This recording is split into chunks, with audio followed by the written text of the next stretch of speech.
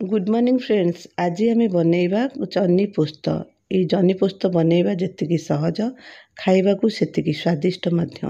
ताहले चलंतु बनइबा ये जह्नी पोस्त। जह्नी पोस्त रे आपण चाहिले आलू पकई परिबे। मु एठी आलू पकईनी।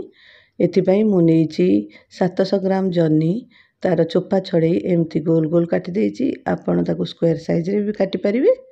आउ सेथिपाई नेइची अदा छोट खंडे, टमाटो गोटे बड़ पियाज को एमती काटी देइची, रसुण गोटे को खोला छड़े नेइची।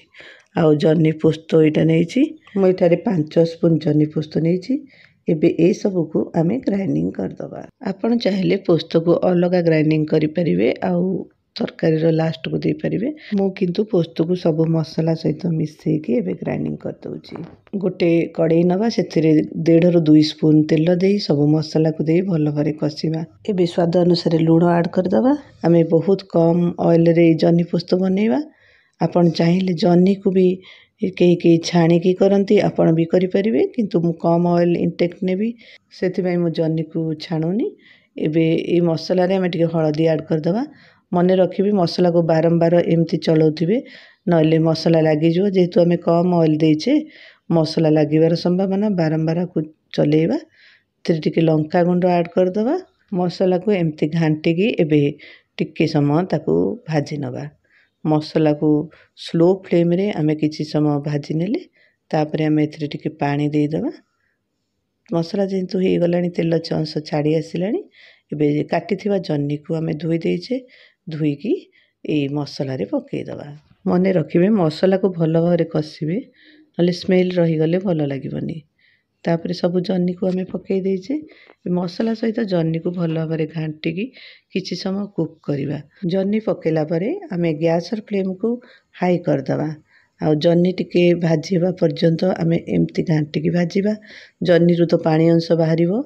से समय भितरे आमे कोन करिबा, हमर जो मसाला जगह थिला सेथिरे आ टिके पानी मिसेगी ए जह्नी पोस्त तरकारी दे दबा। भल भारे घांटी घोड़े दबा। ए समय गैस र फ्लेम स्लो करथिबा। घोड़नी को 5-7 मिनिट पर काढ़ी नबा। देखंतु जह्नी प्राय 80% कुक हो जाइछि। आमे ताकू स्लो फ्लेम रे घोड़नी काढ़ी की एमती टिके घांटी घांटी भाजिला भली करि नबा। जह्नी काले लागी जो बोली आमे घोड़नी काढ़ी थिले। एबे ताकू एमती घांटी देले पानी अंश भी टिके अछि।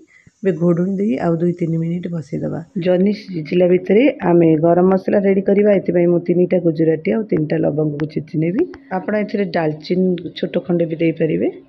एबे आमे जह्नी पोस्तर घोड़नी को काढ़ी देले। देखंतु जह्नी पोस्त केते बढ़िया देखा होछि। तापरे आमे एथिरे गरम मसला को ढाली देई भल भारे टिके घांटी नबा। आपण जदि गोटे जिनिस मने रखंतु, जह्नी की जदि छाणी दउचंदी, जह्नी रो कलर एते भल ग्रीन रहिबनी। किंतु आपण जह्नी को जदि मसला रे एमती देई की भाजिबे, ताले एटा पूरा ग्रीन रहिबो, गोटा गोटा रहिबो। देखिबा को जेमती सुंदर लागिबो, खाइबा को सेमती भल लागिबो। आपण एमती प्रोसेस रे थरे जह्नी पोस्त बनांतु। केमती लागिला निजे खांतु, परिवार लोक को खुआंतु, आ मते कमेंट्स रे जणांतु।